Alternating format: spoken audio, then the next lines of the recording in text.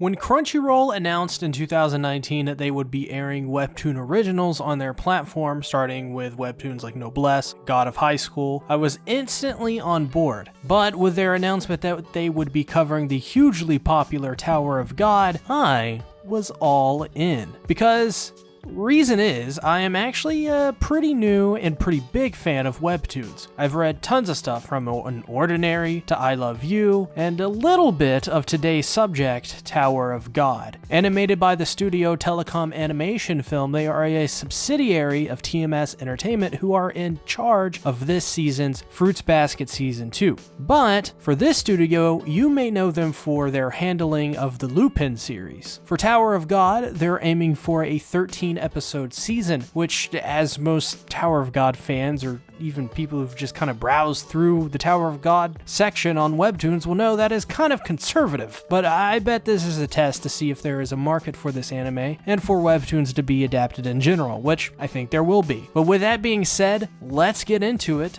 This is my first impressions for the Tower of God. The first thing I have to talk about is the art and animation for this, because that's been a really big talking point. A lot of people have said things like how they don't like the art, they don't think it looks good, or it looks really old, something from the 90s or even the 80s. As a person who's read a little bit of the webtoon, I completely understand those reasons of not liking the art style outright generally. But after watching the first episode, this art style in motion, I actually really like it. Tower of God's art looks really stylized. It looks really close to the manga, not the manga, SeaTactics. It looks really close to the manhwa or the webtoon, whatever you want to call it, but it also has a more anime approach to it, which I think helps it stand out quite a bit. I mean, for example, let's just look at our main two characters. We have Bam and we have Rachel. They look pretty good in this anime, in my opinion. In terms of every character, I think every character looks really good. The white armored eel looks really good. Hiden looks really good. I think they all look fairly good, and especially the background art, I think it looks fairly good. I think it looks very Korean while still having those kind of anime character designs at heart, which makes it really stand out. And then you go over to the webtoon, and it doesn't look nearly as good. I'm not going to say it looks bad. It looks, once again, very stylized. It looks like a webtoon. And webtoons are primarily known for being these series that don't look outright super attractive to the eye or have these insane production values. The only ones that I can think of that I'm reading are series from The Girl Downstairs. I think An Ordinary looks pretty good for a webtoon, and that doesn't even look amazing to me. It's really hard to find webtoons that don't have that kind of homegrown feel to it. That is the appeal of webtoons, that they look like they're made by up-and-coming artists or artists who have funding primarily through Patreon. So to see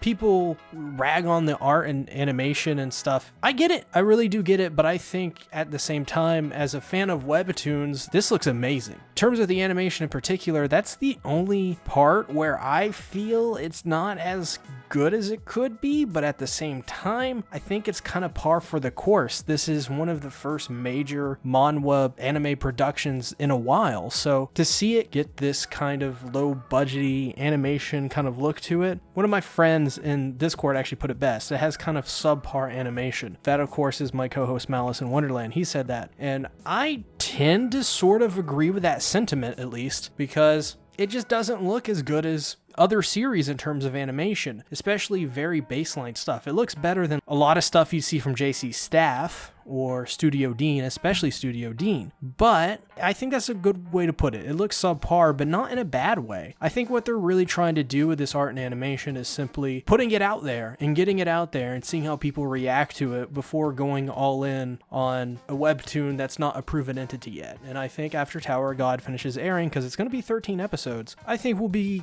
seeing more adaptations, especially more seasons of Tower of God, because I think a lot of people are really going to enjoy it. And I've only read 5 episodes of it. Now, as for what happens in the story and our characters, we have Bam. Bam is pretty simple. He's your main character, at least that's how he starts out currently in the first episode. He has the progression of a character whose motivations are simply right now to see Rachel again. Rachel, of course, is his friend, and her motivations for ascending the Tower of God are essentially so that she doesn't have to live in this cruel and dark world that Bam and Rachel live in anymore. And Bam just wants to see Rachel. That's it. And that's a good enough motivation. I mean, as we've seen in our lives, love really drives us to do a lot of things. So for Bam to have love be his motivation is, I think, a really, really solid motivation for a lot of people to really grasp on. As for Rachel, her motivation makes sense as well, because she seems to have lost all hope and she doesn't want to live in the world that she currently lives in. We also have Princess of Jihad, Princess Yuri, as Evan calls her. She does the single-legged dropkick into frame. That was a classic of anime way back in the day. I think they did that in Nisekoi, maybe. The way they do that is pretty accurate to the webtoon, and when I saw that, I was like, oh, that's pretty cool. Bam's first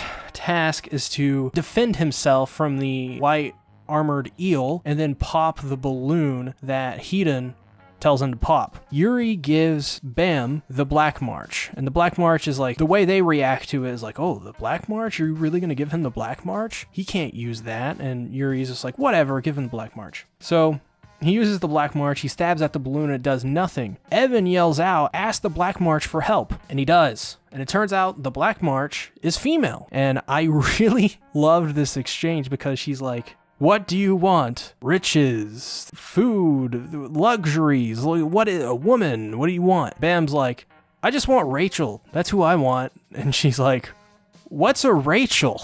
I thought that was really funny.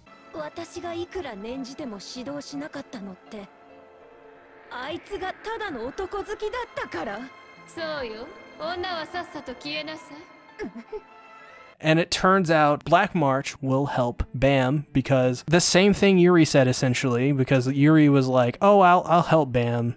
He's kind of attractive. Black March is like, well, you're kind of attractive, so I guess I'll help you. But the difference is Black March tells Yuri to basically be gone, thought. I thought that was such a funny scene. It was so hilarious. So I thought that was really funny. There's a little bit of subtle comedy in this series, which I really am enjoying so far. But he ends up popping the ball or the balloon or whatever it is with the help of Black March. And from there they get teleported. And Yuri's like, wait, hold on, they got teleported. Well, I guess we gotta go find Bam. So it seems they're gonna be after Bam in the next episode or two, try to find him, track him down, and get the Black March back. They get teleported to Stage 2. Stage 2 is really interesting. It's basically just a barren field. The objective of this stage is to get the population count of 400 down to 200. If you're one of the 200, you get to pass on to the next stage. It's a very simple test. Much like the first stage was simply just pop the balloon, the second one is very simple, but both tests are harder than they expect. The first one just required you to pop the balloon. That turned out to be a little bit hard because not only had the white armored eel, why do I keep forgetting that name? You have to break it with something that could break it. You have to have something in your possession that could already do that. With this, there's just a bunch of people around, so you have to be on top because there's people everywhere. And we see that. We see tons of snipers. We see tons of people attack from all different sorts and kinds of angles. And I really enjoyed the way they paced this part because it was really fastly paced, got you into the moment. And then, of course, Bam runs into this weird looking creature and as well like 4 other people. And then there's this other person who's pretty important, looks like a dinosaur. Apparently he wants something to do with Bam, and so that's kind of where that episode ends. It wasn't the best episode I've ever seen of anime, but it got you into the plot, it got you intrigued, it made you fascinated. Isn't that what it's supposed to do? So I thought it did really well in that regard. Kevin Pinkin, my god. His score on this made this episode. It's easily the best part of this episode. It goes Kevin Pinkin's score, the voice acting, and then everything else, essentially. The voice acting as well, just to name off 3 of the voice actors. Bam is voiced by Taichi Ichikawa, Rachel is voiced by Sayori Hayami, and Hiden is voiced by Hochu Otsuka. Now, you may know Sayori Hayami by voice because she's been in tons of stuff. She voiced one of the Nishimiya sisters. She voiced Shoko in a silent voice, which I should have a review out for very soon. Or if not, it's already out and you can go watch it, which I definitely recommend. It's 23 minutes of awesomeness, so definitely go check that out. I think all of the voices and the voice acting in this were fantastic. I mean, these are some great voice actors in here. I think on the production side of things, Tower of God really kind of wows. Just from the score and voice acting alone, very good. But I think at the end of the day, I honestly think the art and animation isn't going to be a problem. I think people focus on looks when you first get into something. By the next episode, people are not really going to be talking about it that much, and I think people are going to agree that this is a pretty good series as long as they stay faithful. So I'm pretty excited to see where Tower of God goes. Based off first impressions, this was a great episode 1. I'm really eager to see more. If you don't already know, we're going to be covering this weekly on the King of Anime podcast, which airs this Saturday, April 11th. On April 11th, we'll be covering episode 1 and 2, as well with other series like Tamayome episode 1 and 2, and My Teen Romantic Comedy Snafu season 3. So if you're interested in Tower of God, Tamayome, or My Teen Romantic Comedy Snafu, definitely go ahead, subscribe, and ring the bell. Really does help me out if you do that, and you will get notified when we go live on this channel for the return of the King of Anime podcast. I'm very excited, and Tower of God is something I've been looking forward to ever since it was announced, and me, Everything Animated, and Satsuki the Savage are going to have a lot of fun talking about it and discussing it with you guys live in the chat. So once again, subscribe and ring the bell if you haven't already. Comment down below, what are your first impressions on Tower of God? Make sure to give this video a like, subscribe and ring the bell again, and check out my Patreon, where on the $1 tier and above, you get access to everything. I'll see you guys later. Bye-bye.